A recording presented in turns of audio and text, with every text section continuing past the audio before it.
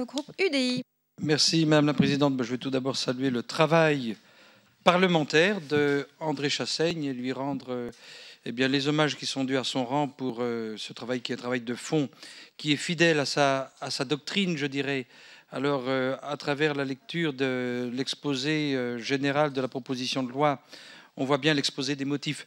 On voit bien que les auteurs de la proposition de loi pestent contre à la fois la dérégulation des marchés, l'ouverture des échanges mondiaux, le développement d'une agriculture agro-industrielle, la domination des distributeurs, un cadre réglementaire législatif au service de l'aval et de la grande distribution.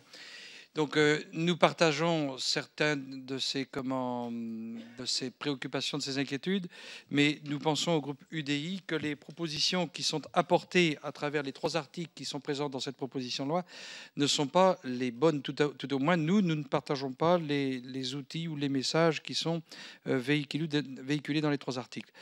Nous, ce que nous pensons, c'est que la globalisation des échanges, la mondialisation est quelque chose qui, de fait, s'impose à nous.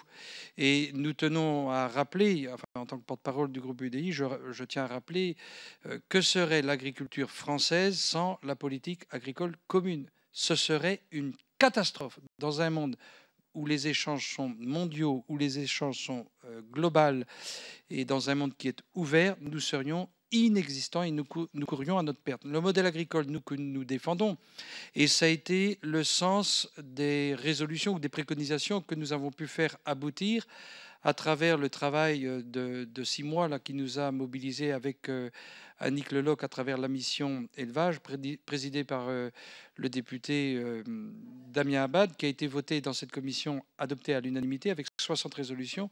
Nous, les orientations qui sont les nôtres, c'est d'abord de faire cohabiter en France différents modèles agricoles, qu'ils soient conventionnels, qu'ils soient bio, qu'ils soient circuit court, ou qu'ils soient le modèle agro-industriel, qui doit être valorisé par une montée en gamme pour répondre aussi à la demande à l'export. C'est-à-dire que d'un côté, on a le marché national où les relations commerciales, et là je partage le point de vue du rapporteur André Chassaigne, doivent être rééquilibrées au profit des producteurs. Ça, c'est vrai à 3000%, si je peux dire, et je partage sa préoccupation et sa volonté de rééquilibrer, parce que depuis 40 ans dans ce pays, nous avons fait, moi je le dis, puisque je le pense, donc je le partage, nous avons fait la part belle aux centrales d'achat, à la grande distribution, et je m'étonne d'ailleurs que l'autorité de la concurrence ne s'émeuve pas plus que cela, que dans notre pays, il n'y ait plus que 4 centrales d'achat. Ça a été le sens d'un amendement que nous avons défendu cette nuit, et comme je sais qu'André Chassaigne est assidu des travaux de nos commissions et des travaux dans l'hémicycle sur les questions agricoles et agroalimentaires, moi, je n'ai pas de conseils à lui donner, puisque c'est un député émérite, mais je pense qu'il pourrait utiliser le texte de loi pour porter des messages, véhiculer des messages et faire aboutir des problématiques qui sont exposées dans la proposition de loi du groupe GDR. Sur l'organisation d'une conférence annuelle de négociation interprofessionnelle, on en a discuté cette nuit. Moi, j'ai été attentif à ce que m'a dit le rapporteur. Alors, je ne veux pas dire que je prends pour parole d'évangile tout ce que le rapporteur Dominique Potier a pu nous exprimer cette nuit comme réponse, mais je l'ai senti sincère dans ses réponses, et je l'ai senti avec la volonté de faire aboutir la cause au service des agriculteurs et de l'agriculture française. Mais j'ai bien noté qu'une conférence annuelle interprofessionnelle n'était pas viable du point de vue notamment européen si elle était axée sur une négociation qui concernait les prix. Autant sur la stratégie de filière, on pourrait faire aboutir un amendement quant à une conférence annuelle, stratégie de filière partagée, donc une politique de filière partagée par l'amont et l'aval, notamment les agriculteurs, les acteurs de la filière agroalimentaire, pour partager ensemble les enjeux, le diagnostic. Ça, oui, c'est ce que j'ai compris, l'Europe nous le permet. Par contre, une conférence qui viserait, en clair, à s'entendre sur les prix, c'est non. C'est un petit peu ce qu'on a forcé, ce que les acteurs des filières ont forcé cet été lorsqu'ils ont demandé au ministre Stéphane Le Foll d'avoir un prix politique pour le lait de 340 € la tonne et un prix politique pour le porc de 1,40 € le kilo. Et quelques semaines après, on lui est tombé dessus à bras raccourcis en disant « Mais bon sang, que fait le ministre? Il a décrété un prix, il est bon à rien puisque ce prix ne tient pas. » Bien sûr, parce que le prix ne peut pas être politique. Et c'est pas être dans un ministère rue de Varennes où on décide le prix.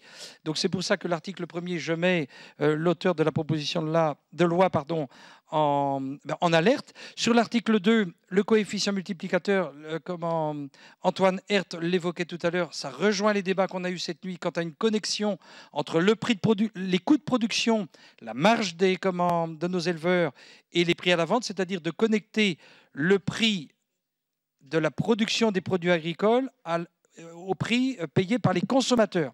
Et même chose pour l'article 3 qui demande à ce qu'il y ait une connexion réelle entre l'amont et l'aval des filières.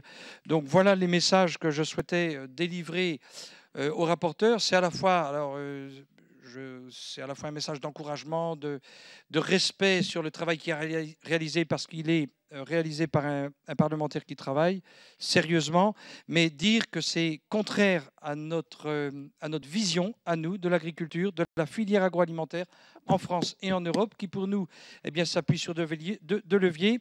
Le marché national, structuration des filières, rééquilibrage des relations commerciales au profit de l'amont.